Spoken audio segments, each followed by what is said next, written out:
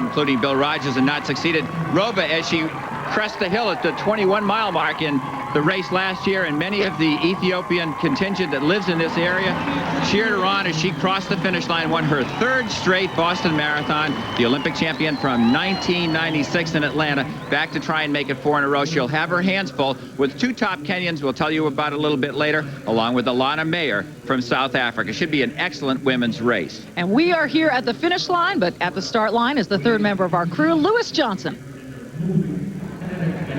Since about 7 a.m. this morning, hundreds of buses have brought about 18,000 eager runners here to Hopkinton, ready to begin their trek toward Boston. And you know, the conditions here this morning have been in the mid-40s and rather windy, but interestingly, that has not dampened the spirit, the excitement of these runners who are ready to begin their 26.2-mile trek. Now, as for the elite men and women, they have been tucked away in a local Presbyterian church inside, keeping warm, making those final preparations. But before the start, they'll have to make an eerie trek across a local cemetery with a gate that leads them right to the starting line, all part of the tradition here at Boston. Indeed it is, and another part of the tradition is that you must qualify for this race, and there you can see by age group what the qualifying times are for the men and the women, and also the wheelchair division. Notice again, the men's race, if you're 18 to 34, 3 hours and 10 minutes within the previous year must be achieved, and they allow for age discrepancies as they keep working their way down till 70 years of age, Michelle. And there are competitors in this race who are over 70. The BAA Boston Marathon. It's just moments before that starting gun. What is the last thought going through these elite runners' minds? Well, you're hoping that you have a good day. If any of you have ever gone out jogging and some days you don't feel as good as you thought you would, you don't know why, it happens to these world-class runners as well. You know, what's the difference between a good day and a bad day? It might be if you're ready to run 2 hours and 10 minutes and you think you're going to be a factor, then what you actually do is you run 2 hours and maybe 13 or 14 minutes if there was no major wind. So, you know, you're hoping that you feel good. You've done all the preparation the right way. It's a tremendously fierce, intense sport because your body is capable of running 2 or 3 of these world-class races a year at the elite level. Poised and ready. You see Fatuma Roba in the red jersey. 5 seconds away.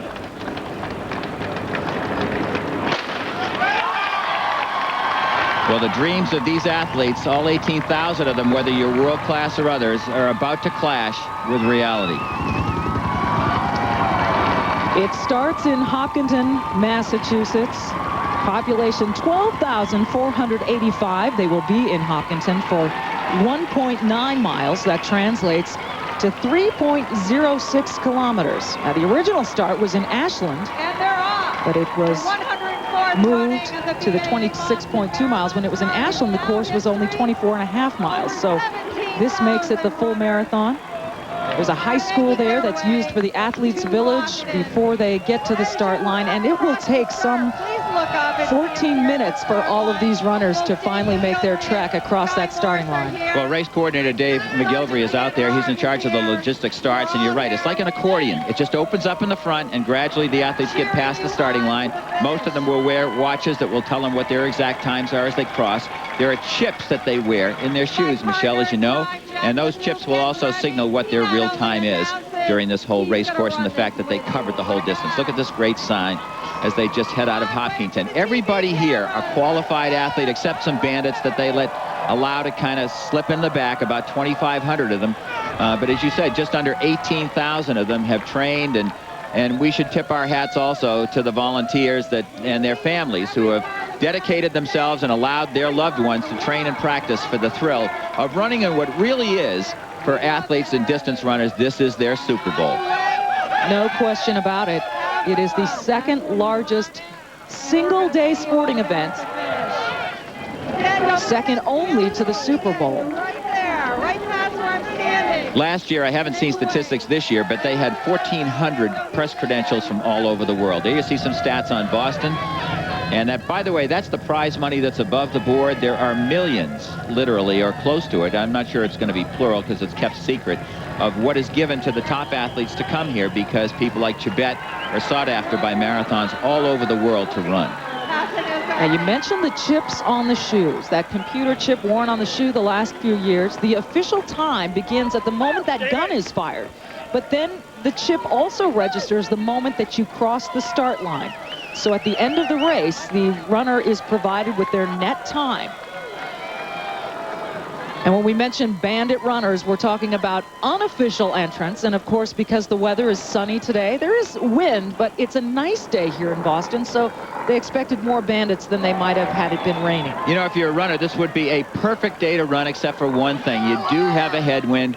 It was 50 degrees at the start. In Boston, it has been in the mid-40s here as we have watched the temperature in Hopkinton be closer to 50 degrees, 51 as the temperature inland is warmer. As they get closer to the coast, they will encounter more of this headwind. The wind was only gently in their face at the start, but it could get kind of ugly the last 5 to 10 miles of this race as they generally get closer to the Newton Hills and then head straight into Boston.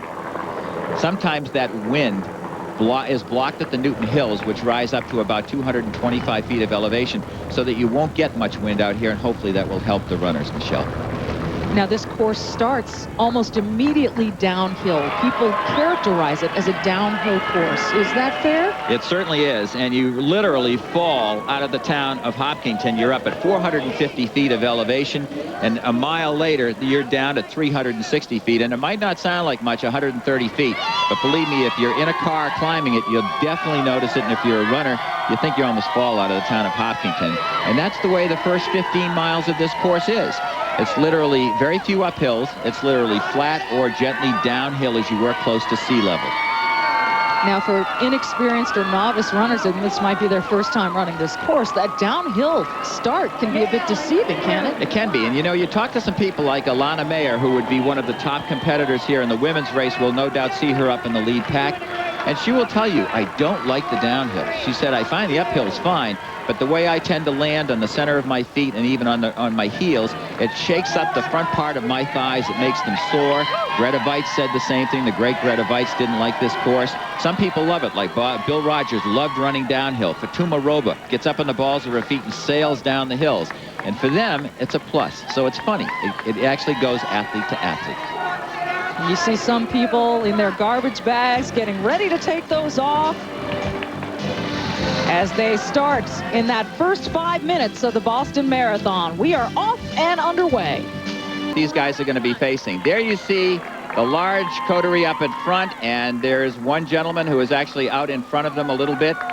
But that's the lead pack right there. And let's say to our brethren from Japan, number 25, who is out there in the lead pack, and that is Makoto Sasaki from Japan. Ohio gozaimasu. Good morning to Mr. Sasaki. And this show is being carried live in Kenya, Ethiopia, Japan, and China, among others. 206 countries of the world taking the Boston Marathon live. Michelle, as far as I know, only the men's and women's Olympic marathon was seen by more countries live. Now, as people look at Sasaki, and we go back to the people who are still coming across that start line, and as we mentioned, it will probably take about 15 minutes for everybody to get across, but Sasaki out in front certainly cannot maintain that kind of a lead on the pack for very long, can he? Well, you know, the pace, I just got the first mile split, 5 minutes and 6 seconds for Sasaki, and obviously the rest of the pack is treating it gently, as they did last year, Michelle. Kind of a slow pace surprised everybody. I thought the winning time without much of a wind factor would be better than just under 2:10. But Sasaki's doing it alone, and I don't know whether he's got his own game plan out there to try and run 2 hours and 12 minutes, which is about the pace he's on. We'll see. Obviously, this is like the first, 20 steps of a mile run, 4 laps around your high school track, so it's early. Fatuma Roba is actually out in the lead for the women. We're not seeing what Sun Yingyi did last year in China as she just blasted away from everybody. And Roba's first mile, 5 minutes and 35 seconds. And there you see her right there in red. And this is Roba as she begins to move away and just kind of take control of it. You know, when you have a lead pack like this, Michelle, I find this interesting. There could be 8 or 10 women in the group. They all know who is in charge. And that is Roba. Yeah, they just key off that person. And if she picks up the pace, they will go. If she eases back at this stage of the race, probably no one will take the lead. Now, it's kind of interesting, but everybody knows who's in charge in the lead pack. Fatuma Roba, her personal best, 2:23:21, which is a national record in Ethiopia, and she set that in 1998 here in Boston. Again, looking for her 4th straight victory, something no man or woman has ever done here in Boston. We have multiple winners, certainly, but 4 straight is another feat entirely. It absolutely is. Quick update on the men's race. The wheelchair competition is out on the race course right now. They're moving along quite well. Franz Niedelsbach, who is the defending champion, has got the lead by about less than a minute over Saul Mintz. And there is our leader at the Boston Marathon, Makoto Sasaki. He's got a 70-yard lead. Back in a moment. At 10. For more, log on to ESPN.com. A part of the Go Network, Go.com. And Go is what these runners are doing. We've got our leader, Sasaki, in front by a good margin. This is reminiscent of what happened in the women's field last year. That was a very nice segue. That's what we've got here. Go.com. That's all this race is. Well, Sasaki's pace really right now is actually pretty gentle considering the hills. These guys are holding back. What that all will interpret, I think, is they've heard about the headwinds. They've been told by their coaches what to expect. They're running a conservative race. I think in some ways it makes the race much more fun when they are careful in the first 5 to 10 miles, because then things get broken out. Then there's more surging tactics through the hills, and you really get to see a very great race. 3-mile time for Sasaki. 15 minutes, 11 seconds. They're just right on, 5 minutes and 3 seconds per pace. That's really easy. Roba went by in 11 minutes and 8 seconds for her first 2 miles. That's a very solid pace for the women. Not great, but that's okay. She's running a harder race so far than the men are, and the women around her are as well. But the obvious question here with Sasaki is, why would a runner get out to that kind of a start in front of everyone else? He's got to be experienced enough to know that this isn't something he can maintain. Is this psychological? Is it mental? What's going on here? What's his strategy? I mean this a little lightly, Michelle, I really do. But what I can't read is I can't read what his shirt says in Japanese. Is that a corporation that might be happy if he's out there advertising a product all along? And I don't mean to be disrespectful, because Americans have done that. Europeans have in European races. He might also be, in deference to him, running his own race. It's like there's no wind out there to speak of, possibly, and he wants to go out at a 5-minute mile pace, and he's happy to do it. Some guys don't like this. They don't want to be alone. They want to be in a pack, and it's easier to run in a pack. And they also, whatever wind there is, you're protected and sheltered. Just like you're in an Indian file at Indianapolis 500 or the Daytona race, you're in a pack, and you're sheltered, and you expend less energy. This pack is out for a stroll so far, is about what's happening for the first 3 miles of this race. They are now in Ashland, which was the original starting point of the Boston Marathon. Population 14,445, and they'll see 3.05 miles in Ashland. That translates to 4.91 kilometers.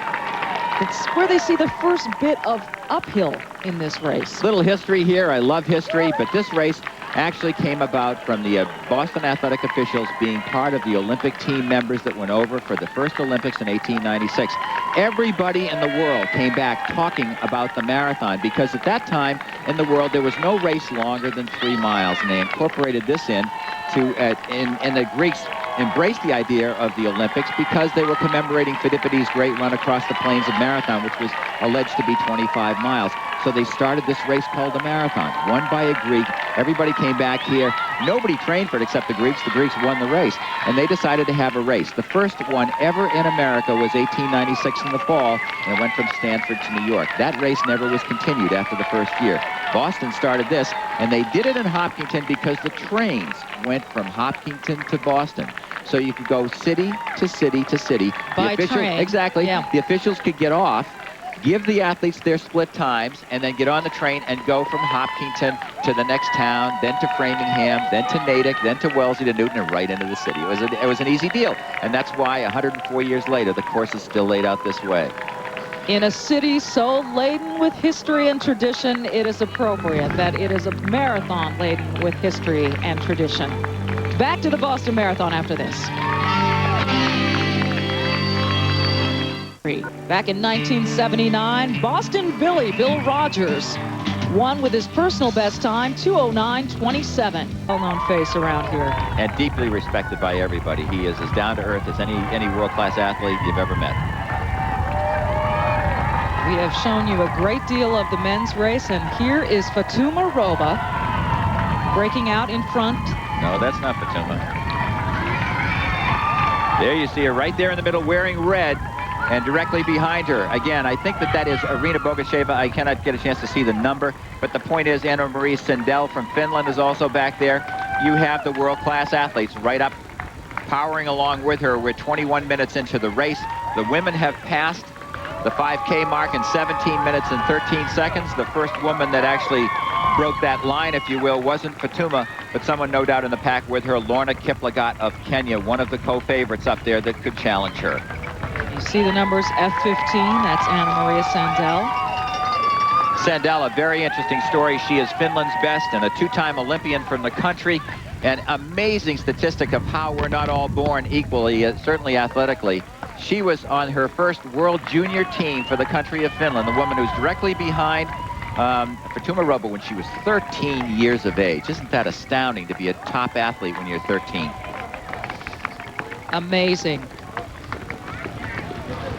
Fatuma Roba trying to make history with a 4th consecutive Boston Marathon win. Uta Pipig has 3, and you see the others that won 3 straight. Clarence Dermar, Bill Rogers that we mentioned, Cosmas Nadeti. It would be remarkable and amazing, and would probably establish her as the greatest female marathoner of all time, particularly if she achieves her other goal, which is to win another gold at the Olympics in Sydney this summer. You know, she's an interesting study also. Mark Wetmore, her agent, who I've known, and I've known Fatuma also. You know, she tends to be quiet in her own way. Her English has gotten better over the last few years, but she will look at Mark and say, and I said this to me too, I am in very good shape. Well, how do you know? Well, because I can tell from my workouts. Well, what about races? No. You know, it's not inscrutable, but it's hard to get to the bottom of it. They train in Addis Ababa. The city itself is located at about 8,300 feet of elevation, very high, and they then leave the town and they run up as high as 11 and 12,000 feet, where the air is over 30% thinner than what it is at sea level. Very hard to breathe, and the body gets used to doing more with less because you actually build up your blood cells, and you can run better when you come to sea level. You saw the runner in blue running alongside her, the man in jersey number 1046, and he handed her her cup of water. A little bit of teamwork. Just look at this again. He grabbed it going along this side of the course, and you'll see him hand it off to her so that she does not have to take that step to the side and grab her own water. Yeah, I don't think that should be done. However, there is no rule really formally against that. It gets into aiding and it gets to be questionable. He might be just someone who's out there running along with her, and you know, with a lot of men, they sometimes congeal around the top women, particularly in the first half of the race. Gives them a little face time. It also helps them maybe maintain a pace they can't hold for the full race, Michelle. You know, we don't know the reasons. Europe, that stuff's done all the time, and they really do things in Europe to kind of aid the runners that they don't do in the States here, and the States is tougher on the rulings on it. One more way that Roba established herself or distinguished her career here in Boston is with her 24th place overall finish last year, which was the highest ever by a female in the Boston Marathon. Tremendous performance last year, you're dead right. Just back to your point that you raised, a good one about the water supporting system. Sometimes you'll see 4 or 5 Kenyans out there. Several will grab water and not use all the water, and they hand a bottle to another compatriot who doesn't have to pull over and get it either. So again, it gets to be a gray area. We are just over 25 minutes into the 104th running of the Boston Marathon. Back at the Boston Marathon, the men's leader, Makoto Sasaki, on the left, and on the right, the lead group in the women's race. And we are joined now, Back 10 years ago to your last victory in 1990. Well, I don't know what kind of training they do. The only thing I know, we must train very hard and too much to be in shape to run a fast marathon. But for me, I was never worried about time. I always come to win the race, and I come here 3 times, and I win 3 times. And for me, it was, you know. Were you ever bothered or happy that in this race you had men around to run with you? Yes, I run with men, but I was not worried. I was only worried about myself. But I think what they need to do, that's what they do in London. They need to start first the women's and half an hour the men's, think it's better, because then the other girls, they cannot complain about they give water or you have someone to help you during the race. We can have a race together, but first women's starting. We should add that there is some controversy in the sport, and some major races have gone to having women start sooner than men. And then you have the women basically get their due, if you know what I'm saying. And the crowd can watch two separate races, and then the men come along later. And that is going on in some. Boston has decided for now, anyway, that it'll stay together. Now, what about the conditions today? There is this fairly decent headwind. It's a little bit chilly. How would you run in a condition like this? Normally, I start a little bit faster because it's downhill, and that's the worst part for me. The marathon, that's the starting, because I always am afraid because everything can happen. And today, I think they have front wind, and that's the worst part for the marathon, because you cannot run well. I think the weather, it's okay. It's cold. It's okay to do the marathon, but the wind is very strong in front, and they cannot run very fast. Thank you so much, Rosa Mota, 3-time Boston Marathon champion. We finished on time, so people can pour on out onto Kenmore Square and watch the runners finish this race. It is a great, great tradition here in Boston. We're talking, Michelle, over something like 1.5 million spectators. It's hard to guess exactly what it is. It's thin sometimes out in the Hopkinton area because the population of the towns is short. But here we are. I think we're coming through Framingham here at somewhere around 6.4 miles into the race. There you see the lead pack. And Sasaki has fallen back into the race pack, as often is the case. And right now, you can see by the singlets a bit, I think they're hitting a little bit more wind than they were. The women, the way they were running at the time, were beginning to tell me that there wasn't much of a wind. And of course, they're running several minutes behind these men. And that was because they were spread out over the road. But you'll notice more of an Indian file here. Look at the center there and how many guys are right now tucked in behind each other. We'll try and get maybe a report out there and get an idea exactly what's going on with the wind, and that will begin to play more of a factor as they come closer to Boston. At 6 miles, Sasaki did have the lead in 30 minutes and 28 seconds, Michelle. Philip Tarus of Kenya has dropped out of the race. He was one of the people given some chance to win. Franz Niedelspach. And Heinz Fry is back up there right now, but he's 2 minutes behind Niedelspach. What an amazing story is Niedelspach. Indeed. Well, out on the course, as we mentioned, is Lewis Johnson in the lead vehicle. Let's check in with him now. Lewis, what's going on? Hey, Michelle, actually on top of the lead vehicle in this wind that you and Larry have been talking about, and I can tell you from sitting on top of the vehicle, the temperature is about 48 degrees, and you have to factor in the wind from just driving along, but it is windy out here, and the wind is blowing into their faces. I'm sort of surprised, Larry, that the athletes aren't sort of snaking behind each other, one person sort of taking the lead and trying to block everyone else, but it is breezy. The last water stop, elite water stop, I saw for the first time some of the elite men taking water. It's been interesting to watch the reception. It's been a typical reception by all the folks in Ashland and Framingham as we just came through downtown. Lots of exuberance, flags, excitement, rock bands, people enjoying themselves. And I can't help but remember back in Ashland a few moments ago, a gentleman, maybe a rather large gentleman, sort of living out his fantasy along the sidewalk, running alongside the lead, maybe thinking of dreaming one day of running the Boston Marathon. But it has been rather breezy, and it'll be interesting to see how this wind takes into effect the pacing. Lewis. Yeah, Larry. You know, I'm watching this thing and listening to what you have to say. Something really interesting is going on.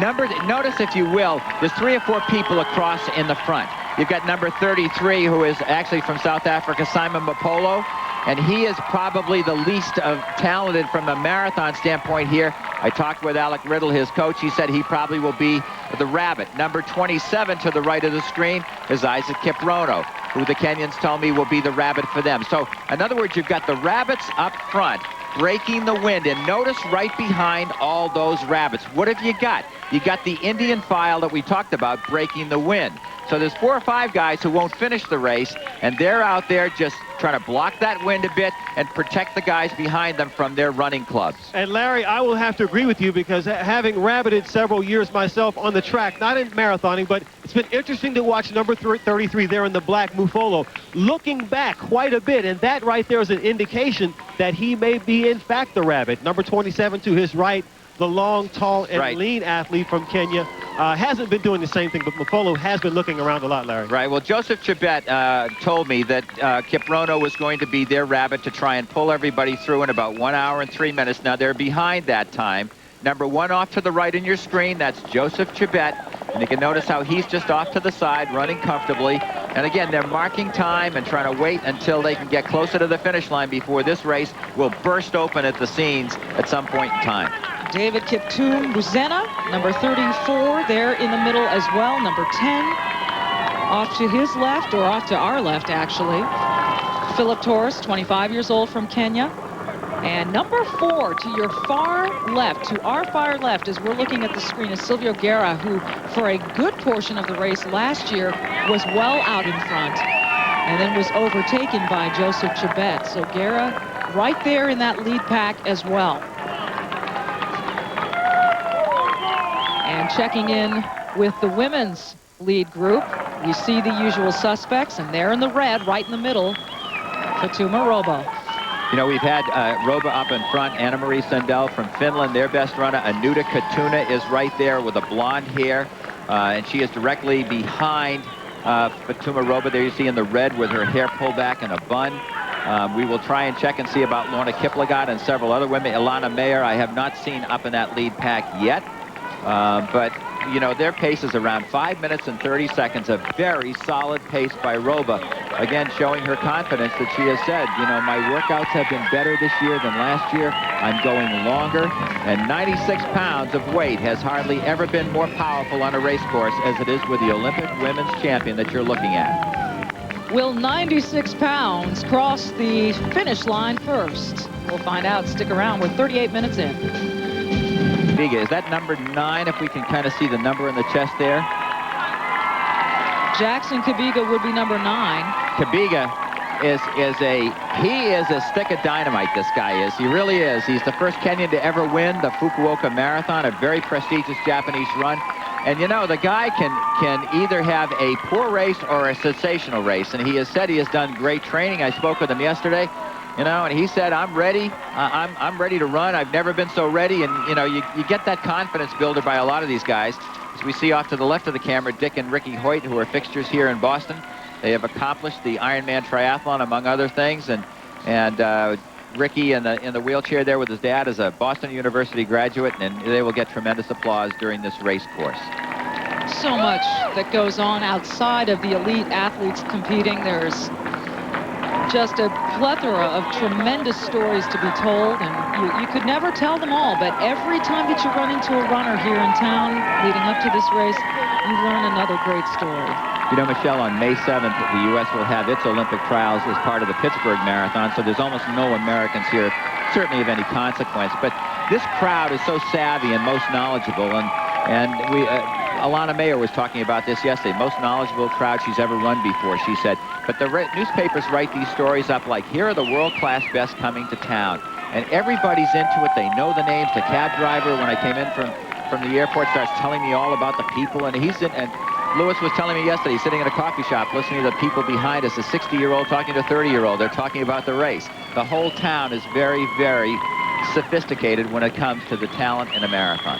Well, and the entire weekend is built around leading up into this race, just activities all around town, and it's just a great, great event and unparalleled. There's a lot of comparisons to other marathons around the country and around the world. We're talking about the New York Marathon, Chicago, Los Angeles. This one really stands alone. Boston Marathon, I think, is a lot like being in a Broadway play. And where else can you get in 26 miles for that distance a standing ovation? You run the race, you're applauded the whole way. People call out your name if you have your name up in your singlet, and they cheer you the entire distance. Isaac Caprono, number 27 there. Number 33, also out there that we talked about, that's Simon Mapolo from South Africa. They are developing programs and training camps in South Africa, just like the Kenyans have done and the Ethiopians have in their capital city of Addis Ababa. So they're taking the tremendous talent in these countries and organizing it in a way we're seeing the results in the world as they set a standard for everybody else. 45 minutes in.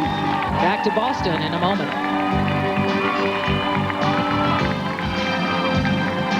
In and usual suspects here in front in this lead group. as they run through Natick, the fourth city along the way. Population 30,510. 4.2 miles of the course is run through Natick, and that's the equivalent of 6.77 kilometers. This part of the course following a gentle downhill until about the 10-mile mark, where it starts to flatten out. And let's go out to the course and check in with Lewis Johnson. Thanks, Michelle. As we continue to move through Natick, again, important to talk about the wind. We just passed a very large American flag on our right, and it was standing straight up. So the wind is continuing to blow directly in the faces of the athletes as we pass by the 9-mile mark, and they begin to take some water. And, you know, we have all talked for days on end about, and hours on end about the incredible talent that the Kenyan athletes have. And many of these athletes are 23, 24, 25 years old. But let me point out number 503, Andrew Masai from Kenya, is 40 years old. 40 years old in the lead pack, running with the rest of these athletes. So the talent and depth and the age with the span of ages is just amazing at what we're seeing here in Boston. That it is. 40 years old, keeping up with the youngsters in this race. And the oldest men's champion, Clarence DeMar of the United States, back in 1930, he was 41 years old. Competition wasn't back then what it is today, certainly on a world scale. You know, 40 is young for a tree, it's middle-aged for an elephant, and it's positively ancient for a distance runner. If you're 40 years of age and you think you're getting any better, let me tell you, go get a second opinion. And it's amazing what this guy's accomplishing to hang out with these kids. He could be the father of this group. Now, when you get a better look, you'll see him in the red. Again, he's number 503, Andrew Masai from Kenya. There he is in the far left with the red shorts. There we are. Andrew, baby, you're my hero. You don't think you could keep up with this guy? I don't think so. Maybe on a bicycle. Just remarkable. Well, I mean, the Kenyan approach to the marathon run is vastly different from almost any other country, although people are starting to take on their trends. Michelle, in my opinion, the Kenyans are enormously gifted at running, number one. Number two, they train extremely hard. Number three, they're the most fearless of any nation that I know of in the running world. They will go out and run a pace that they never thought they could hold on to see if they can. And it is a searing experience to blow up in a race and have to finish the last 5 or 10 miles of a marathon. It's very painful. You'll never forget it. The amazing thing is they come back and try the same thing the next year. I would never do that. I remember what happened to me in some races, and it was a painful experience. Do you see the Kenyan champions and the different ones and the number of times they've won? 10 of the last 12 Boston Marathons, 9 straight. If they were to win 10 straight, that would be the first time that a country has dominated 10 straight Boston Marathons. Right now, they're just under a mile away from downtown Natick, where the crowd will really get thicker. There really isn't a spot along this course that doesn't have some crowd along the side of it. But you will see it thicken when you get to the downtown areas. Again, Natick, population just over 30,000. And there they are on 1:35, 48 minutes in now. One thing I should add quickly, Philip Taros, I've been told, is actually still in the race. As you look at Anuta Katuna out in the lead, running right there, and that is Irina Bogasheva from Kyrgyzstan. And there you see, and she is right, she is the blonde behind number F8. And there is Roba wearing the red vest that she's run, and Sun Ying Lee, the woman who went out and shockingly ran the first 3 miles last year up with the men and beside Chibet for a while. Talk about suicide. Yeah, F5, if you look at her arms, they are down to her sides. You'll be able to see them as we get a clearer shot of her. She did this last year when she came out on that blistering pace. And talk about it, because it's a much different, you can see everybody else's arms bent at the elbows. They're using their arms. Hers, very much of the time, hanging down by her sides much lower. You know, how does that help her? I have no clue. She's either a frustrated piano player or she'd like to plug in a switchboard at a telephone operator's job. I don't understand. I have no idea. You know, I don't know. It's like, I've never seen anything quite that dramatic. There was a Canadian named Bruce Kidd who made their Olympic team, who ran with his arms close down that far, who was a world-class runner. but I've never seen anybody not utilize their arms in the rhythmic fashion. Take a look at the woman right in front of her. Look at that parallel. We can get a shot there. Right in front of her is Roba. And Roba looks totally comfortable and is using her arms efficiently to help carry the upper part of her body. Yeah, the only time Ying-Ji is raising that arm is to get a look at her watch and see how her times are going. There she is, number F5, the white top, the red bottoms. Again, came out at a blistering pace last year, was running at a world record pace, but then ended up finishing 11th. Well, at the halfway point for the suicidal pace that she did, someone out in the race course handed Sun Ying Ji a piano to carry for the second half. And she was amazed to me. I was amazed. She finished 11th in the race, and her actual time was about a minute per mile slower over the second half because of the pace. Running more intelligently here, hoping to make China's Olympic team. We are 9 miles in on the women's side. Back to Boston in a moment.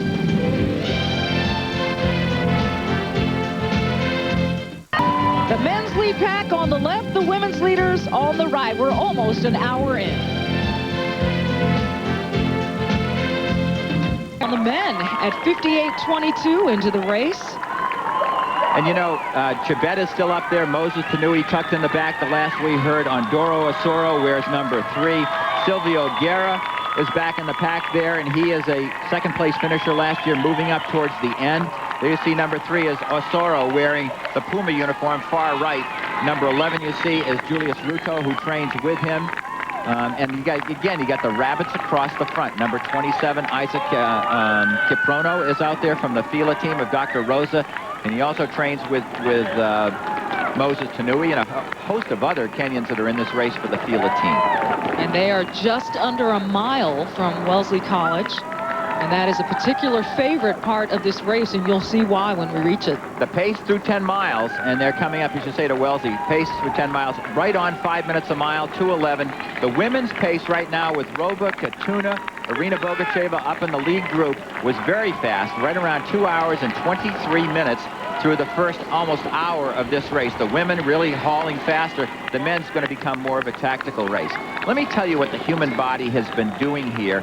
Pretty amazing stuff, I think. As you're watching at home, wherever you are in the world, breathing as you sit there, you're taking about 9 to 12 breaths per minute as you breathe in and out comfortably. These runners, the capability right now, they're breathing as many as 55 different breaths per minute as they bring in oxygen to their system to allow things to cope with their body. The blood flow of the body is pretty amazing. It goes into the aorta chamber, carrying oxygen, and powers out of the chamber of their aorta at 25 miles per hour and then slows down as it moves through the rest of the system. The body temperature can rise during the race up to 102 to 103 degrees, and within a half an hour after the race, Michelle, it's back down almost to 98.6, which is normal. And, you know, just amazing what the blood flow itself that cycles through the body can do when you're a world-class athlete and trained. As much as 20 quarts of blood plasma going through their heart valve, and in 1 minute, 20 quarts oxygenates the body and lets it breathe, much like a radiator kind of cools a car. Right. It's amazing stuff, and we should point out that there are 26 medical checkpoints along the race, not necessarily at equal 1 mile intervals. But there are also medical staff along the sides of the race with ham radios, and they are able to communicate if there are any problems out there. So certainly, the medical accessibility is very well planned and taken care of by the BAA here. Resting pulse for these world-class athletes, because their training pushes it down from 72 beats a minute, which is normal, is down between 32 and 40 beats a minute at rest. The pulse rate here, 4 to 5 times higher for these runners, and they'll hold that for over 2 hours. There you see off to the right, that is Jackson Kabiga, just to kind of set the field as the world-class athletes continue to hold the lead pace, and some of the people holding on for dear life have faded back. Number 11 up there is Julius Ruto, another top Kenyan from Eldoret. Kabiga, number 9, off to the right side. Number 33, one of the rabbits out there, is Mapolo from South Africa. And we are coming up now very close to Wellesley College. There you see it, 11.72 miles. A great experience for the runners. These women turn out at Wellesley College, and I've talked to the athletes, and they say, even if you're tired, you run past Wellesley even faster, Michelle. Absolutely, an amazing crowd. Students and faculty from the college. They used to create a human tunnel, and in many ways, it still is like a human tunnel that they run through. You'll see it just gets thicker and thicker. Let's just take a listen.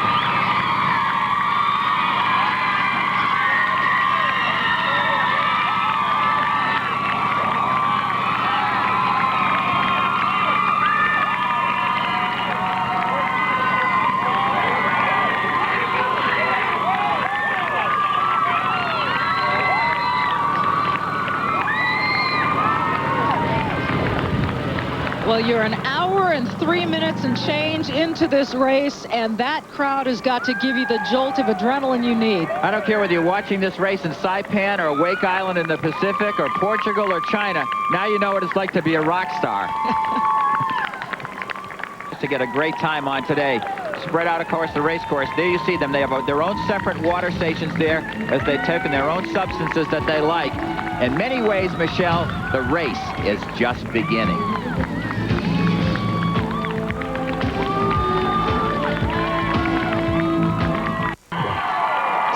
These athletes are energized. They have reached about the halfway mark there, as you see the banner at 13.1. And the crowd is tremendous, greeting this men's lead pack.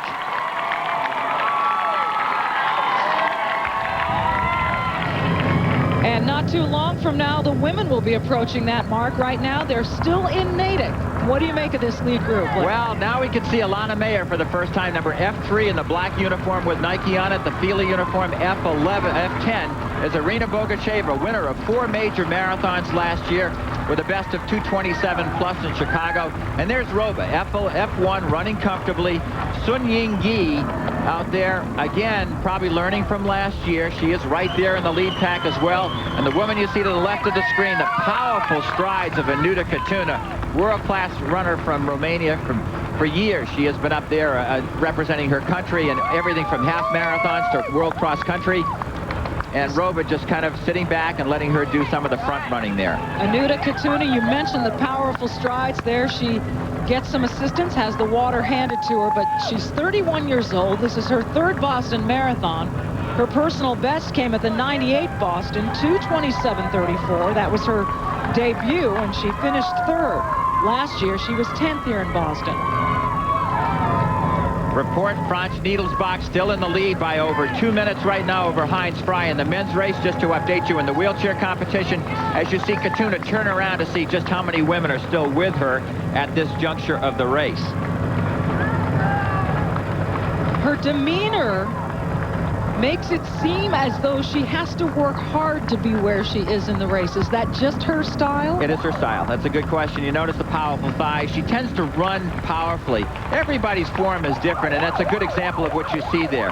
Mayer, it's funny, you know, weight is an important factor here by the time you get to marathon standards. The top 10 in the world last year among women, Michelle, averaged 5 feet, 3 3/4 of an inch, and 104 pounds. And she's the heaviest of this group up there is Katuna. Roba weighs 96 pounds. I don't know exactly what Yingyi does, but behind her, Alana Mayer told me she weighs like 97 pounds for this race. So you can see how light, these women are really human hydroplanes skimming over land, is what you're witnessing here. And the human hydroplanes are flying into Wellesley to be greeted by this wonderful crowd who is here year in, year out. And if you think they cheer loudly for the men, they go crazy for the women. Absolutely.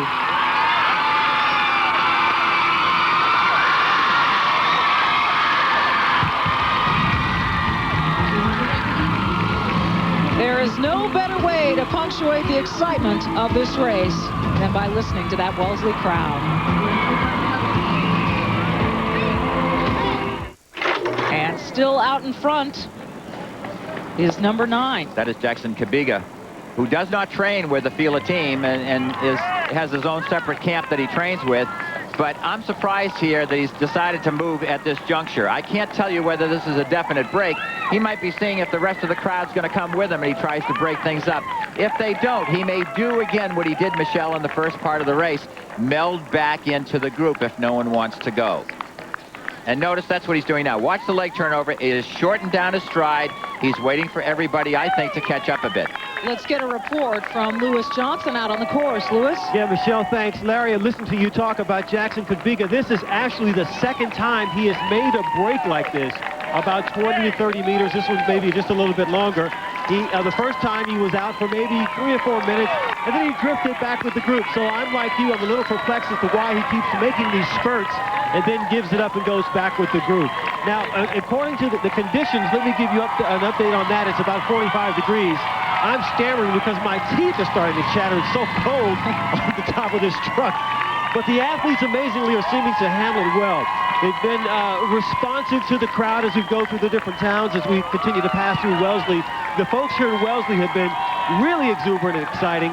But the wind continues to be the factor, Larry, and Michelle, as we talked about all morning, the wind is right in their face. Look at their singlets there. Yeah. Lewis says the temperature dropped, according to your thermometer, up there at all, from 50 degrees down to 48. Is it lower? Absolutely, absolutely. When we started the race back in Hopkinton, it was about 50 degrees, and it has steadily gotten colder. I was chatting with some of the other guys here on the truck from the other local stations, and we all agree that it's cold, man.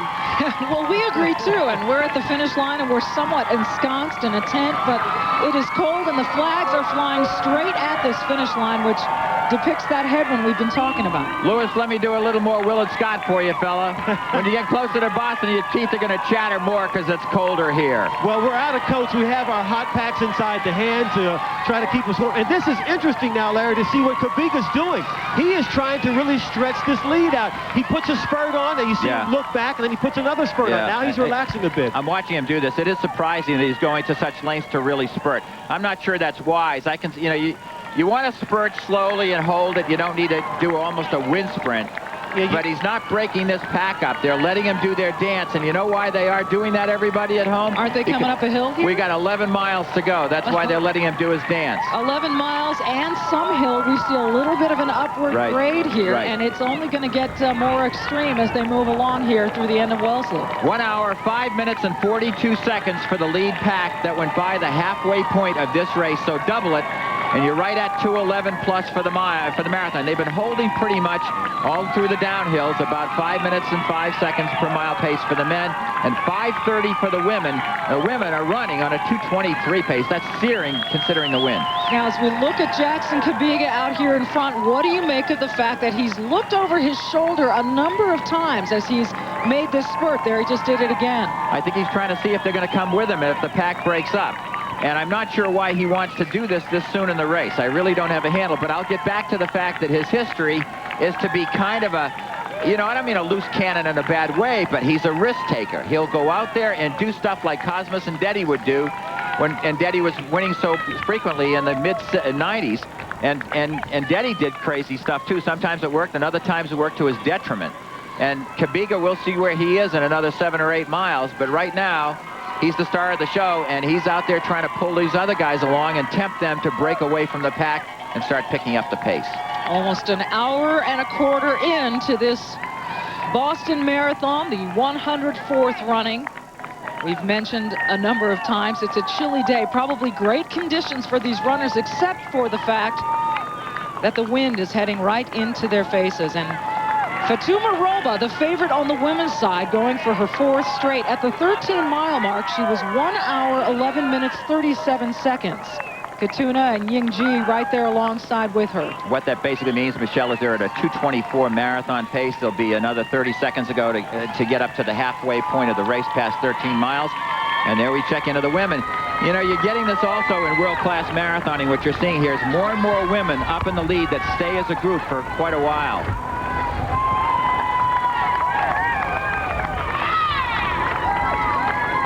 There's Anuta Katuna. Last year we talked about weight drop and what the women, how slight they are. In America, you keep hearing things like, gee, every generation's bigger and taller and heavier and stronger, and the world-class runners get thinner and lighter as time goes by. And this year's class, if you will, of top 10 men in the world, I mentioned the women's height and weight, was 5'7" for men, 119 pounds, the top 10 in the world are. And Joseph Chibet's a good example. He's 114 pounds, and he's about 5'7". So you got light women out here right now setting the pace as they sail towards Boston. The same for the men.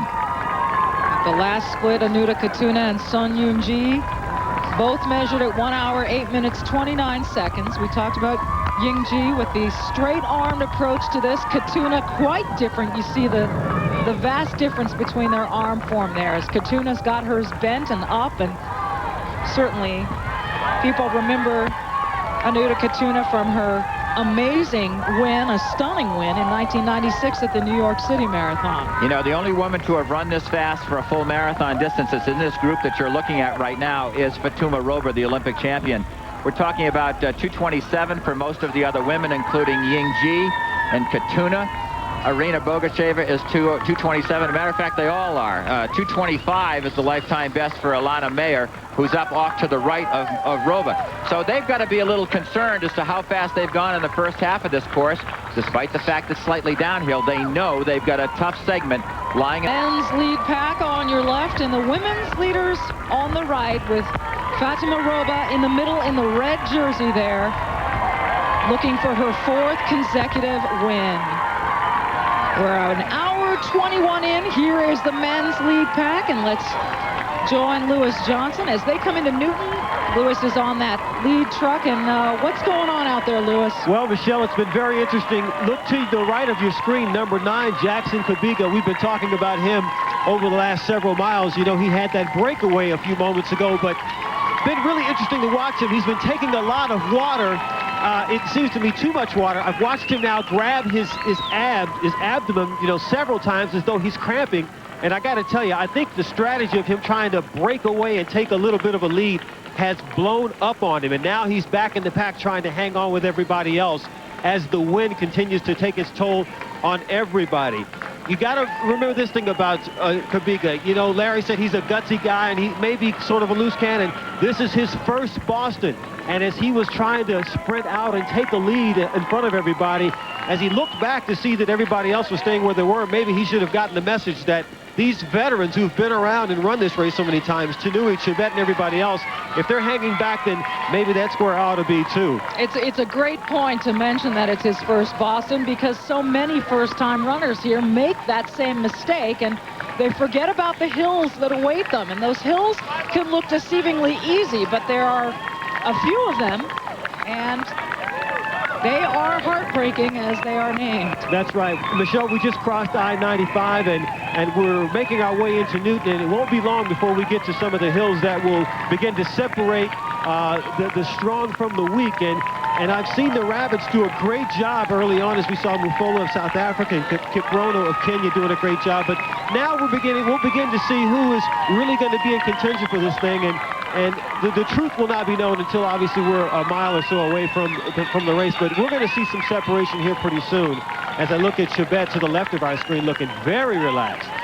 They're still pretty well clumped up in that group, indicating that they are fighting off that headwind, and that I imagine that you're still experiencing that wind at this part of the course. Yes, I am. And again, the temperature has dropped just about another ½ degree. We're right about 45 degrees. And let me get back to Kubica again, because it'll be interesting to see what happens with him. But his last splits at mile 15, he ran 4:55 for a split. And at 16, he ran 4:53. Those are very fast splits, considering we were kind of rolling through the hills just a little bit and with the headwind. So we'll watch the wind and watch the rest of these guys as we continue to move on here. Lewis Johnson out on the course. We'll get back to you. We're almost an hour 25 in at the Boston Marathon.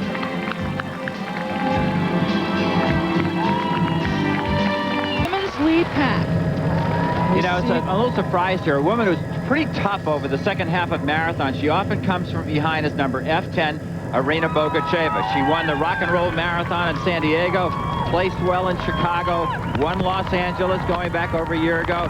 And she's in uncharted territory here. She's a 2:27 woman and has run extraordinarily well in the last year or two. Has not run a marathon since last year, or even a race, she told me. but she is out there pushing away, and she is usually pretty strong in the second half of a race. So I'm surprised. They're coming down that downhill stretch as they broach Newton Lower Falls, where they literally fall out of Wellesley, and now the climb is going to begin. It's going to be interesting and tactical in the Newton Hills. The fun, in many ways, is about to begin for the women. She has won 7 marathons in the last 3 years. Remarkable. She won LA, Honolulu, and San Diego in 1999, Honolulu and Yugoslavia's Belgrade Marathon in 98. She was 21st at the 1996 Olympic Marathon, but at 27 years old from Kyrgyzstan, Irina Bogacheva out in front. Nuda Katuna just behind her, and of course, Fatuma Roba now looks to be making a move. We'll try and check also and find out where the Kenyans, Lorna Kiplagat and Catherine Dureba, have been up here, not in this lead group. They could be in a second pack, anywhere up to a minute or two back. We'll try and track that down for you. Jean Driscoll in the Newton Hills has got an edge on Louise Savage as the women are up at 20 miles in the race, and they're about to crest Heartbreak Hill. We mentioned before how Driscoll had to get away in the Newton Hills, and after that it's downhill, and will Savage be able to close the distance?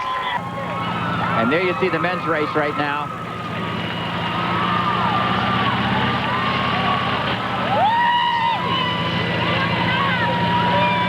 There you see, that is Laban Nkete, who is also part of this South African team of guys who are supposed to be up in the lead. Interestingly enough, he's a 2:14 marathoner, and he's running this thing like, you know, maybe I feel pretty good, and let's see what happens. Let's check in again with Lewis Johnson on the course. Lewis? Thanks, Michelle and Larry. Listening to you talk about Nketi as he takes the lead here. The last split at mile 18 was 5:03 for the last mile. There is a pack of about 15 runners now that are making their way through these hills as the crowd cheers them on in a fantastic and loud fashion. Now, this pack of 15 does include the defending champion, Chebet, and also the man who was number 2, Tanui. I also see John Kagwe, who's looking good on the outside in the blue uniform with the dark sunglasses. But this pack of 15 now trying to make the way around the corner, and I'm looking up ahead, and the crowd has swollen along both sides of the road, and it's just tremendous to hear the noise and the encouragement as people are running and waving signs and flashing cameras, kids trying to give high fives. A tremendous atmosphere here now as they get into the tougher part of this marathon course. Lewis, have you seen Moses Tanui out there? I have not seen him. Is he buried in that pack? Yeah, I believe Tanui is just to the right of Chebet, Larry. He was just there a moment ago wearing number 2, and he is back in there somewhere. All right, now the man on the far left out there is Alejandro Cruz, who set an age 19 record years ago trying to make Mexico's Olympic team. The man with the hat on wearing number 5 is the 2-time New York City Marathon champion, John Kagwe. Right in front of him is Chebet. You know, this is like watching the Broadway play I was telling you about. Everybody looks around, they monitor each other's breathing. They're checking into each other's arm carriage if they know. They're seeing if when a surge is put on, somebody doesn't stay up with them right away. All the tactics you can imagine are going on in the Boston Marathon right now. The race in some ways has just begun for men and women. There is Roba. Don't go away.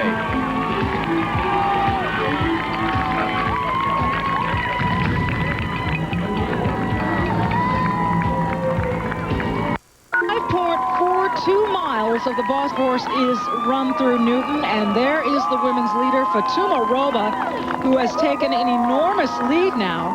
She's in the 18th mile. 2 or 3 minutes ago, she broke away from the pack. Let's take a look back at how she did it. You actually saw her as we started to go to commercial, as so often happens. She just decided now's the time to see who's going to come with me.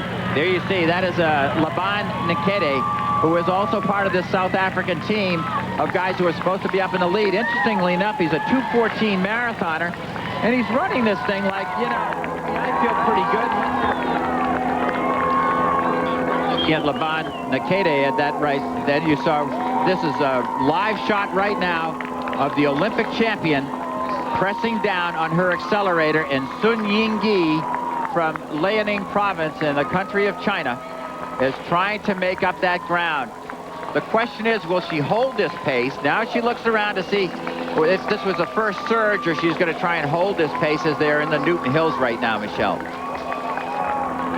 Sun is making a move to stay with her. Yeah, what we saw moments ago was Roba pulling away. You heard a little audio slipped in there, some gremlins there in the audio truck, but that was Fatuma Roba, and now you see her live, and look at that lead. And this is a portion of the race as you come into Newton, really where you see the largest dropout race or dropout percentage in the race. Now, you don't see many elite runners dropping out, but this would be the area when they might. But you do see a lot of the moves made here. And Fatuma Roba, in effort to win a fourth straight, has decided to make her first major move here. Now, when you watch, you're in the rest of the pack, Larry, and you see someone, you know, the caliber of Fatuma Roba pull away like that. If you're behind her, what's going through your mind? What can you do? You wonder two things, I think. You wonder whether this is a surge that she will ease back to see if the rest of the pack will go with her, or with her great experience and her time of 2:23 that she's done the marathon course in, you have to worry if she will never ease back. And that's what's happening here. Watching the leg stride, she's averaging 5 minutes and 30 seconds, Michelle, per mile. Outstandingly solid, fast pace into a headwind.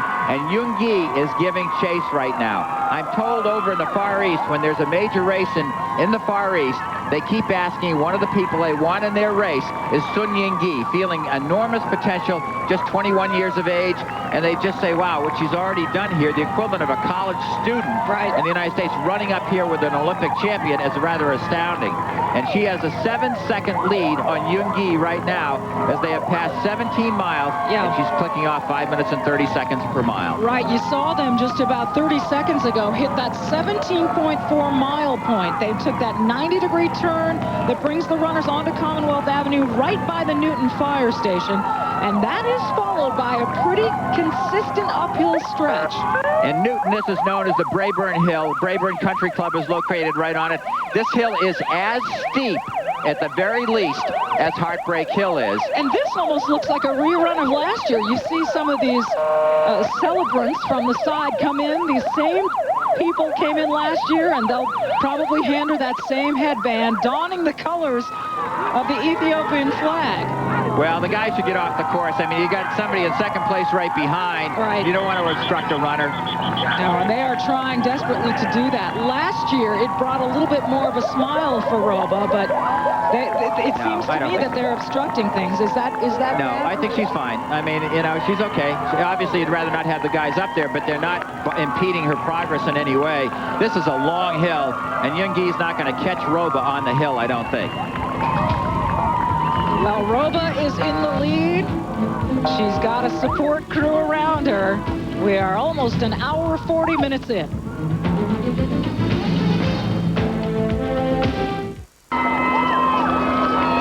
Just over an hour 40 minutes into the 104th running of the Boston Marathon. Fatuma Roba on your right, leading the women's pack, and the men's lead pack on the left, occupied by several, in particular the Kenyans. And we're very pleased to be joined by the former... As you take a look at Fatuma Roba and you consider what she's trying to accomplish today, can you put that in some kind of context from a runner's point of view? She can take no greater pride than being so consistent with her marathoning. You ask anybody what's the most difficult thing about marathoning is, and it's consistency. Year in and year out now, she has proven herself to be a leader and a winner, and that's hard to do. So I'm very impressed with her. Lisa, you were the last American woman to win this back in 1985. Tell me, when you made a move like this, or when you were chasing someone down, did you assume, if you were Sun Ying-gi in second place, that this was just a surge or a final move that she could hold? What would you have done? I always took it serious. In marathoning, in women early on, it's racing is from the start of when the gun goes off. And so when somebody makes a move, tactics is not what I was thinking about. I'm thinking about this person wants to win more than I do, so I better get up there. You see Yoongi trailing behind, holding probably a 7 to 8 or 10-second gap. Larry, this is the first time I've noticed she's really starting to use her arms. So either she is fighting to hold on, or she's finally using her arms to try to catch her. And now we've got finally the China competitor using her arms as well. Thank you so much for joining us. It's a pleasure to have you here. We wish we could talk all day because there are so many issues to cover. Right now, as we look at Fatuma Roba out in front on the women's side, we want to let you know that the women's wheelchair division, Fatuma Roba out in front for the women, and in the men's lead pack, there are 8 names to consider. Moses Tanui is one of them, number 2 out in front. 34 years old from Kenya, a 2-time winner in 1996 and 1998. So even years are good for Moses Tanui. Let's join now Lewis Johnson, who is out with the lead pack in that lead vehicle. And what are you noticing, Lewis? Well, Michelle, I'm noticing besides them taking the drinks to sort of get themselves ready for this last stretch of the marathon, I'm noticing relaxation. The thing we have to remember, Michelle, is that most of these Kenyan athletes train at very high altitudes where the air is thin. Now imagine they've come to Boston, they're running at sea level where they're actually getting more oxygen into their body. Remember that they ran in a conservative manner early on in the race, and now they've got the firepower as we look at Tanui, looking so relaxed with arm pump and knees up, the firepower to now deal with this last part of the marathon. Over the last several miles, the athletes continued to run at 5-minute pace, but of course Heartbreak Hill took its toll, and the pace there, the mile pace, the split I should say, was 5 minutes 11 seconds. The wind has also been a factor, continuing to blow.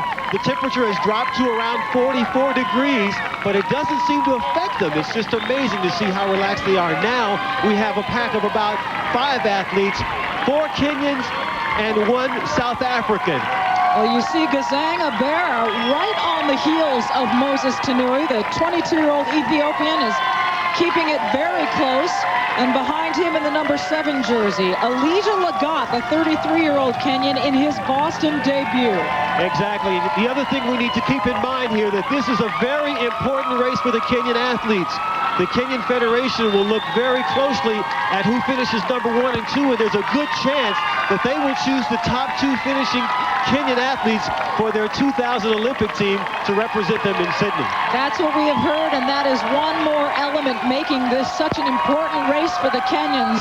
That and that attempt at an unprecedented 10 straight wins by their countrymen. Number 3, Ondoro Asoro, also of Kenya, number 32 years old in the Puma jersey. But 3 are in the pack right now. Moses Tanui right out in front. Go ahead, Lewis. And I want to tell you what I love right now. Moses Tanui is a technician. I watched Tanui a couple of years ago, completely out of the race. We had discounted him. Come back, and of all the most unbelievable places, through the Newton Hills to come back and win. Now, he is measuring the other athletes. He's watching them, and they're watching him, and he's going to see who maybe will begin to show signs of a mental or physical breakdown.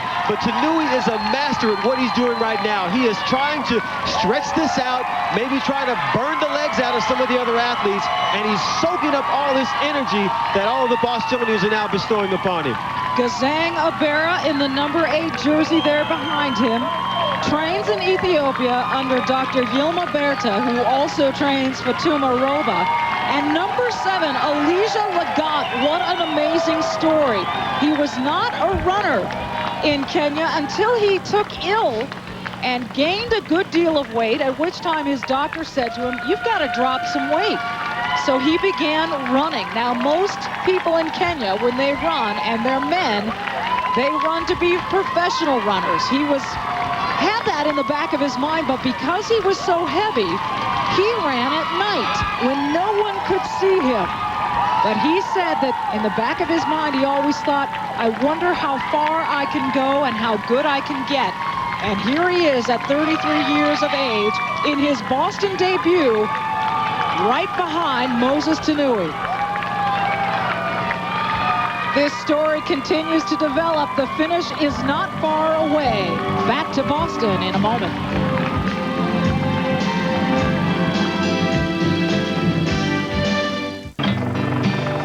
History repeats itself. The Boston Marathon, looking back, this was the actual moment that he dropped out at the 23-mile mark. And you're looking at Moses Tanui, who told me beforehand I wasn't prepared for a slow pace. It seemed to affect me badly. I drank a lot of water to try and hydrate. It didn't set well in my system. He wound up sitting down. This is this year, however, a man filled with pride, tremendously respected. Pick one of the greatest stars that you care about, whether it be golf and Tiger Woods, Michael Jordan and the rest. This is one of those who is a Michael Jordan in his country. We chatted with him just the other day about what it was like to actually, for him to drop out and what happened last year as you look at him lead this race this year. Last year, I did not understand also because I think the race was too slow. And what happened is, you know, when the race is too slow and you have not trained for that slowiness. Slow pace. Yeah. Well, you know, I took a lot of water thinking that the pace will pick up. So I had a lot of water in my stomach, and then... Well, an interesting assessment of what happened, but he told you it confused him too, almost as though the whole development was really unexpected for him. You know, you never hear, Michelle, that's the first I've ever heard anybody say who is truly amongst the best in the world, the pace was too slow and it affected me negatively. He said he wanted this year a steady, solid pace. Gabriel Rosa, his coach, decided to use Kiprono as somebody who tried to maintain a solid pace. I'm sure these athletes spoke to each other during the race. Pick it up, slow it down, that type of thing if it was necessary. Right now, Tanui holding on. The very strong, powerful strides of Elijah Lagat out in front right now has basically picked things up a bit. Watch Tanui. He's actually struggling a bit to hold on here, but that's happened before when he's come back to win. The guy that looks great out there to me right now is Abera from Ethiopia, number 8. He is just comfortably sailing along. Moments ago on the women's side of things, another pass took place. Fatuma Roba was passed up. And it's Catherine Dreba. Catherine Dreba, wow. Yes, she's running in her second Boston Marathon, and last year these two ran very close together for a good majority of the race. This is a young lady with a tremendous future, very articulate, winsome person is Dreba. Very well known in the United States on the road racing circuit. She's run brilliant times at shorter distances, has established 2 personal bests in just the last 6 months, and she will give this woman, Roba, all she can handle, I think, over the back half. She's running a lifetime best here in Boston is Dreba. And now live back on the men's side. Tactically interesting thing just happened a second ago, Michelle, as we cut to the women's race. You saw Lagat move to the right just a little bit and take his left hand in motion like, come on, guys, I'm running into the wind, you set the pace. And the reason Tanui is sitting back here right now, even though they run for the same club, neither of them have any friends in the world. And there's so much money at stake here, and the title, they're all out for themselves out there, and understandably so. And there is a headwind, and Lagat has less sprint speed probably than Tanui, and he doesn't know about Abera. Abera feels he can outsprint Lagat, and they'll worry about Tanui later. And they're letting Lagat suffer in front and die and break the win for them. So these are our 3 leaders. Let's check in now with Lewis Johnson out on the course. And Michelle, as they now soak up the energy from the crowd, the folks here are just excited and trying to give them as much support as possible. But interesting to watch Tanui there, staying exactly behind Abera and sort of watching Abera's feet. Earlier in the race, maybe a mile or 2 back, Tanui almost got in trouble as he tripped over another athlete, but he was able to keep his feet and not fall down. And so he's staying close. I believe he's wind drafting because, again, the breeze and the wind is a factor out here. The temperature, again, dropping a little bit closer to 44 degrees. And so it's chilly and it's breezy. And I think Tanui is playing his cards by staying back in that position, trying to stay out of the wind, stay out of trouble. It's an interesting point, Lewis, and I can't tell if our perspective is as accurate as yours, but it looks like Tanui continues to sort of weave his way and stay behind the 2 in front of him. When they move a little bit right, he moves with them, and when they move left. Absolutely. It seems to me as though he's trying to avoid the wind, and as Larry was mentioning before, Lagat is doing all of the work out there in front in terms of the pace, in terms of drafting, but Lagat looks great. I'm watching him run on his toes. He's on the ball of his toes, and there again, he's looking back, maybe hoping that someone will come up and take the lead, but Tanui's smart enough. He's going to stay back where he is. is. Larry, what do you make of the fact that Elijah Lagat out in front is leaning forward into his run a little bit more than the two straight-up runners? Just the style, Michelle. He leads that way all the time. That is his way of running. Just as Michael Johnson leans back, just like Jesse Owens used to be kind of upright with short strides, just like Sung Ying Ki runs with her arms down there, down by her sides much of the time. It's fascinating. I think so many people are under the impression that there are just correct ways to run, but there are so many different styles, and right now we have two tremendous races going on here.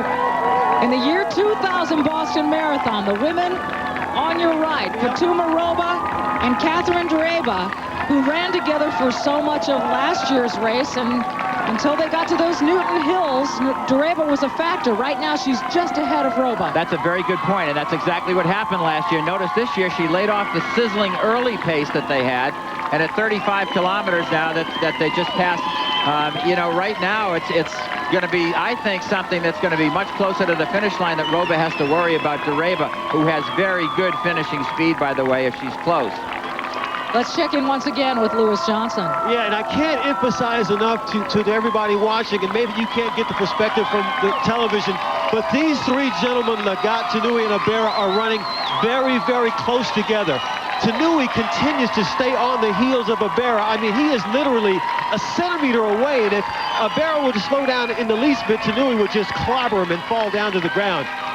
It's just amazing how close they're running together. Yeah. Let everybody know also that there is less than 2 miles to go in this race. They're going to be around a 2-hour, 10-minute plus time, and we'll see how strong this pace is going to be. Somebody's going to make a move here, and I think it'll be to try and hold the whole distance.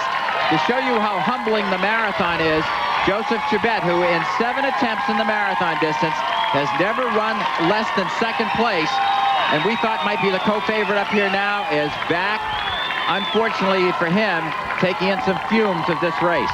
Elijah Lagat, number 7 there in front. Gazang Abera, number 8 in second. And Moses Tanui drafting behind them. And on the women's side, it is Fatuma Roba right now just behind Catherine Dreba, 27 years old, out of Kenya, her second Boston Marathon. Her personal best coming at last year's New York City Marathon, 2:27:34. She is untouchable from the 5K to 10 miles. And her 2-year-old daughter, Jane, is probably somewhere watching proudly as mom leads this women's race. On the men's side, 3 in contention.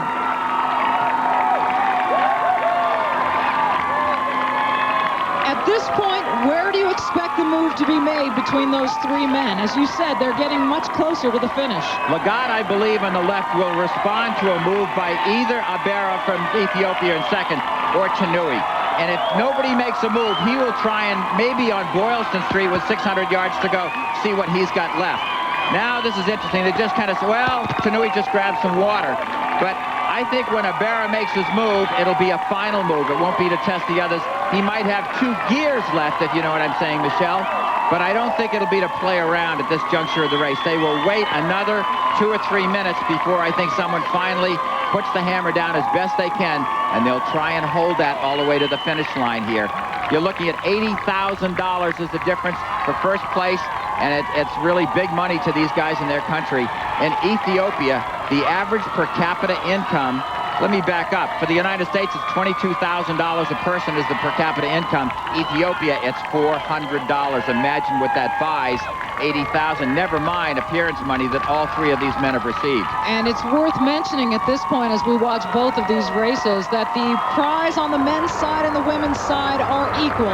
$80,000 across the board. The women make the same as the men. Let me point something out. Watch the leg turnover. All of you around the world watching this, it is picked up here. It's getting faster and faster. As Lagat turns the temperature up, these other guys respond. But they are really moving fast here as they begin to head down, and they're at Kenmore Square now.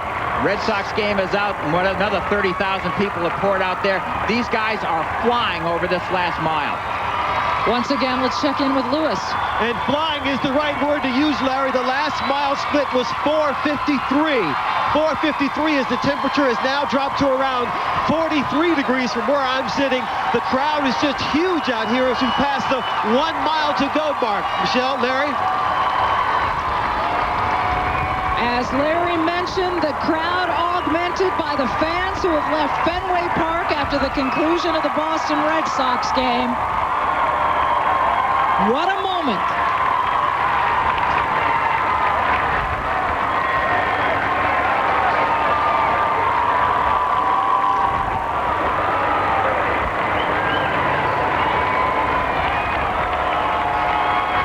And there you see the throngs, 5 and 6 deep some parts of this race. The leg strides right now, despite late in the race, up to 190 full strides a minute. They're going 12 to 13 miles an hour into a headwind. Less than a mile remains. Neck and neck. 34 Lagat and Gisang Abera. 34-year-old Moses Tanui holding on, the former world champion at 10,000 meters way back in 1991, hoping that his sprint speed will be greater than Abera, who he probably knows little about, the 1999 Fukuoka Marathon champion. Before races began to crop up in New York and in Los Angeles and London and Chicago in a big way, there was always the Fukuoka race, there was always Boston. And Fuke has a great reputation. Abera dusted the field over the last mile this past year. And Abera looking to take the front runner position here on the women's side.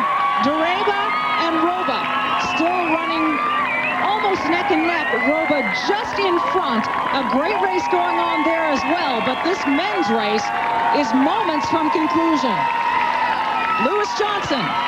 Michelle, I can't help but see that Tanui still seems to have the advantage, in my opinion, because now he's allowing Lagat and Abera to draft for him. They're out in front doing all the hard work. I've also been watching how relaxed Tanui's arms are. All three of these gentlemen are quite relaxed for the distance they've run at the speed that they have run, but Tanui really, to me, looks relaxed, and we know that he has great speed toward the end of this race. It'll be interesting to see what happens here in the last minute or so. Lewis, you'll love this little tidbit that I gleaned from spending time with these guys. At Fukuoka this year, Abera sat behind a guy. They came into the stadium in Fukuoka, and he took off and Abera's almost lost there. Right, he wasn't sure which way to turn. Let me finish the story. He came into the stadium and over the last 150 meters swung around the guy in the lead, passed him, crossed the finish line and stopped and thought he won. There was only one problem. The guy up that he passed kept going, knowing they had to go one full circuit around the track. Abera didn't know that. The guy pulled away. Abera sat there looking confused, understood what was happening, and took off, caught the guy, and out-sprinted him to the tape a second time. So that's the type of speed that Tanui faces as they come down the home stretch with 600 yards left to go. It's all out right now, folks. 3 men abreast. We have 600 yards left in this year's Boston Marathon. What a race.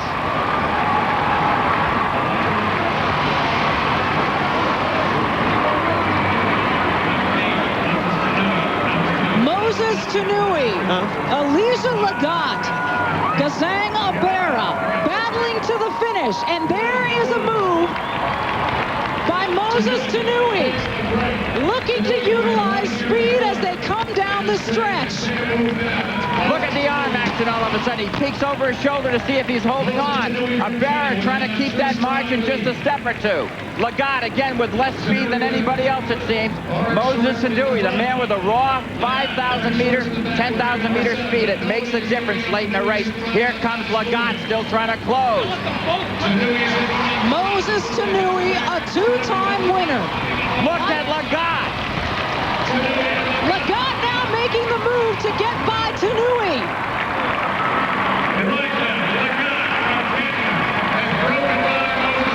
Elijah Lagat, 33 years of age, has taken the lead. The Kenyan in his Boston debut. Here comes Abera trying to close. 20 yards to go.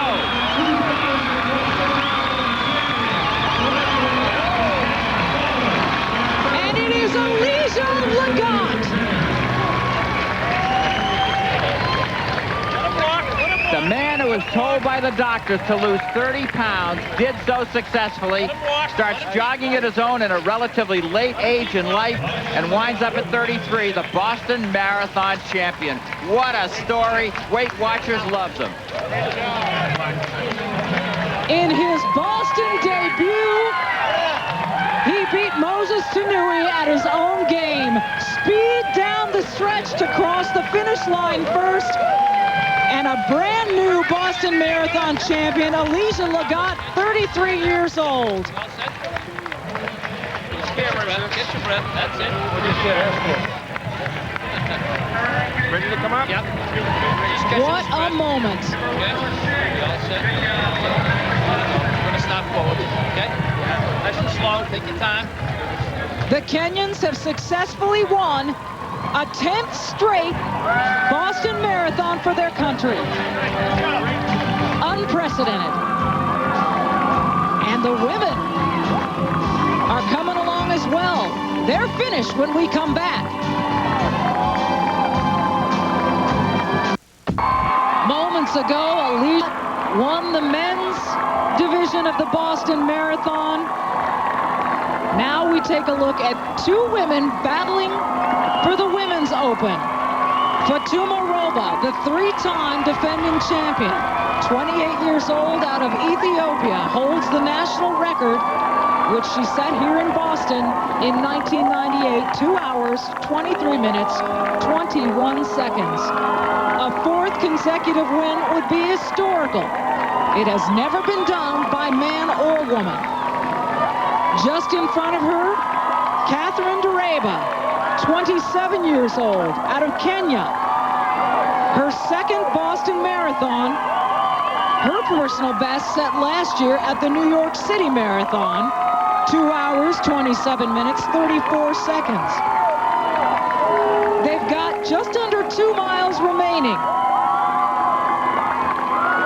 Dereba took a short break from her career to give birth to her daughter Jane 2 years ago.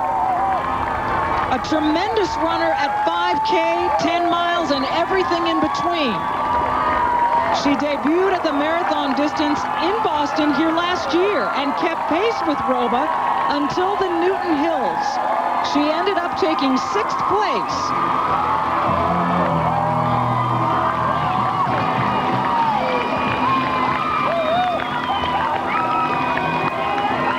Amazing that we saw 3 marathoners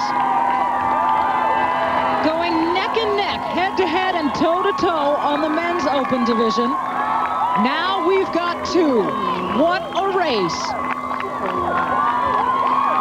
At the 24-mile mark, they were timed at 2 hours, 13 minutes, 40 seconds. Dereba with Roba right behind.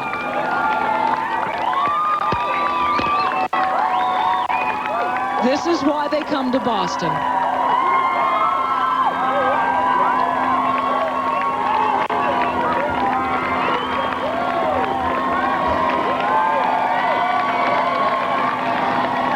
If Dereba holds on, she will get in the way of an historical moment that Fatuma Roba would love to achieve: 4 straight Boston Marathon victories.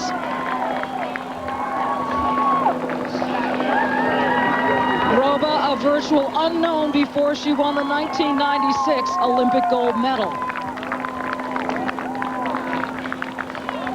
Only the 4th Olympic champion to also win in Boston. And her next goal? Well, Sydney, of course. Imagine being able to sandwich 4 Boston Marathon championships between 2 Olympic gold medals. It has been a long time in any marathon where both races were so closely contested.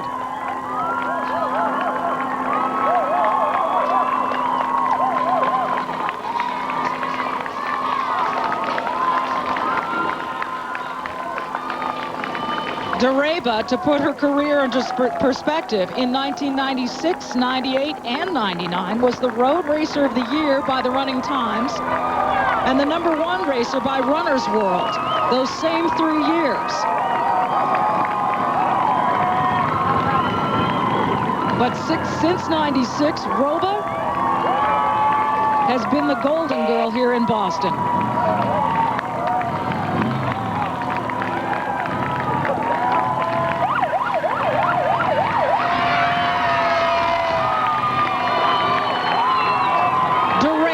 Slightly ahead of Roba in the 25th mile.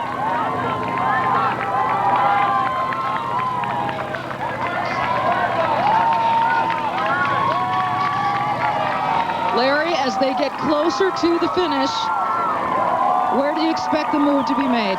Well, you know, I think the worry has to be with Roba right now. She's probably better on a long, sustained kick. You always go back to speed in these things, Michelle.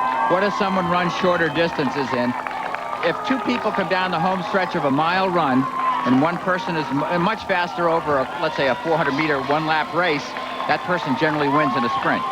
So I find myself always thinking of 5 and 10K times of what someone's run. And the advantage has to go here to Catherine Dereba. She's happy to sit with her, I think, and probably has the confidence that when she sees the finish line and wants to make a move, that she can beat Roba. My guess, but she's run lifetime best recently, has Dereba at 10,000 meters distance, averaging right about 5 minutes a mile for that distance. Actually, 5:10 the more I think about it. Roba holds the 3rd and 4th fastest times in race history. The 3rd fastest run in 1998. And the 4th fastest in 99. The end is moments away. Don't go anywhere.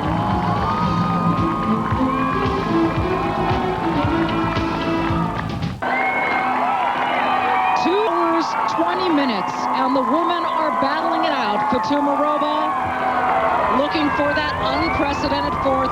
What a crowd in Kenmore Square. Look at them pouring out. That's the Red Sox crowd off to the left because Fenway Park is right up that street.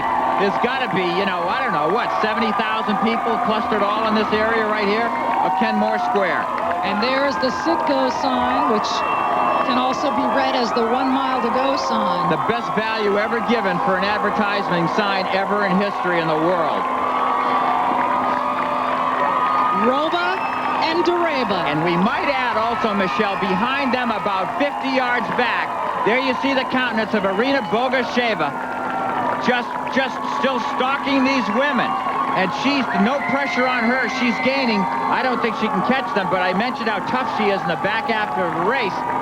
And it's very hard to predict how well these women will run. Bogasheva running her lifetime best, as is Dereba by several minutes here. So she's closing on them. Adds another little element to the stew here to have a tasty finish. And just a whisper under a mile to go here. Dereba in high school was encouraged by some of her teachers as she kind of played in soccer and fooled around in other sports. They said, you know, you can be a good runner. And she worked at it eventually, but she said, I was no good in high school at all. And by the way, let me add some more drama here. Bogasheva is closing on these two women. You see Roba just look over her shoulder. We may have a 3-person battle here coming down Boylston again. Look at her. She's definitely closing on these women. Dereba just in front of Roba. And as you mentioned, Bogasheva is now well within sight. She is chipping away at that margin. Watch the leg turnover. You can actually see just a little bit faster leg turnover by Bogasheva. Look at her come into perspective here in this camera. She's still got to face the speed of Dereba if Dereba has anything left, or even Roba. And I'm not sure they know she's here yet. What an amazing push she is putting on at this point in the race.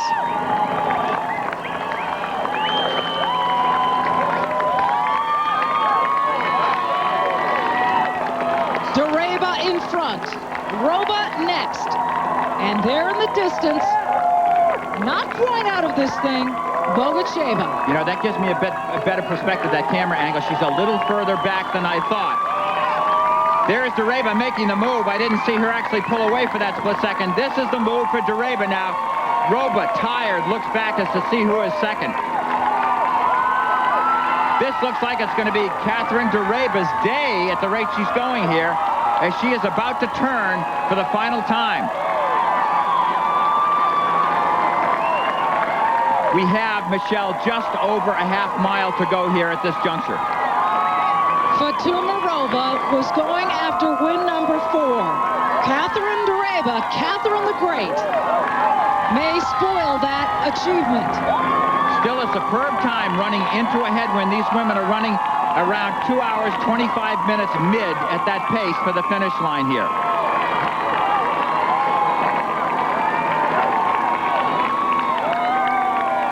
There's Dareba, a good piece in front of the other 2 runners. Bogasheva is catching the Olympic champion now for second place at the rate she's going. So the girl who only ran a 19-minute 5K in high school said, I didn't have that much ability, but I kept working at it, and eventually got down a couple of years later to running 17 minutes for 5K. Reasonably respected time. That's quite good. Just kept working at it. And as you said, her daughter Jane, if she was a little older, would be cheering Mom right now as she is leading the Boston Marathon. Roba is there. And there is the turn.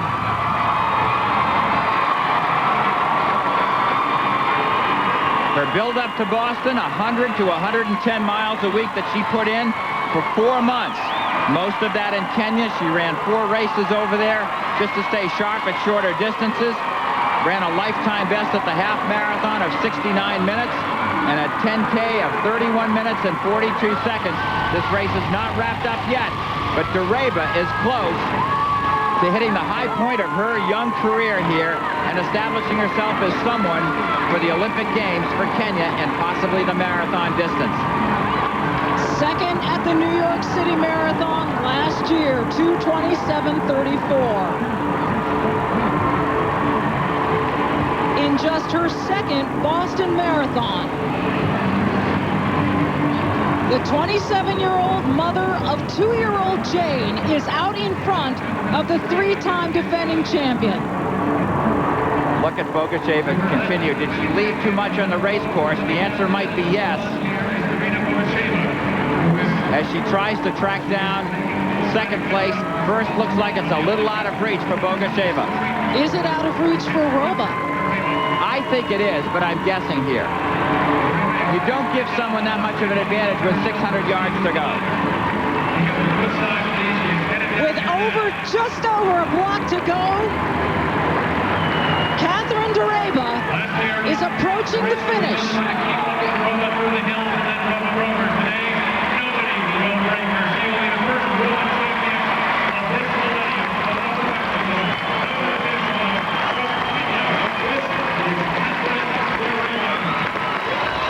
Catherine Dareba, the 27-year-old from Kenya, has done it. And the race for second has Fatumarova just in front of Bogasheva. We'll leave that to the photo timer after running 26 miles. Can you believe that? What an amazing finish. Take another look at the finish for second place. What do you see here, Larry? It is tough to call. It depends exactly where the finish line is. It's right. It looks like it's Bogasheva collecting second place. Wow, what a finish. It looks like last year's wheelchair, Michelle. Incredible that both of these races, both the men's and the women's, have 3 such closely contended finishes. Well, remember we talked about early in the show that headwinds make for tactical races. This is what I think you saw. People wait and wait a bit so that they didn't have to break the headwind all the way and give themselves no chance of a victory. But the victory is Dareba's. In just her second Boston Marathon, she is the champ. Roba is third. Back in Boston, where Elijah Lagat has taken the men's title in 2 hours, 9 minutes, 46 seconds.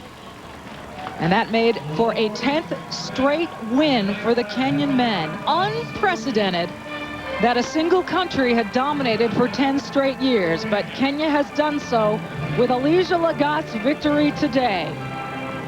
Catherine Dareba, her first career marathon win, 2 hours, 26 minutes, 11 seconds over Fatumarova, who actually finished third Thousands and thousands of stories are still out there waiting to reach their conclusion.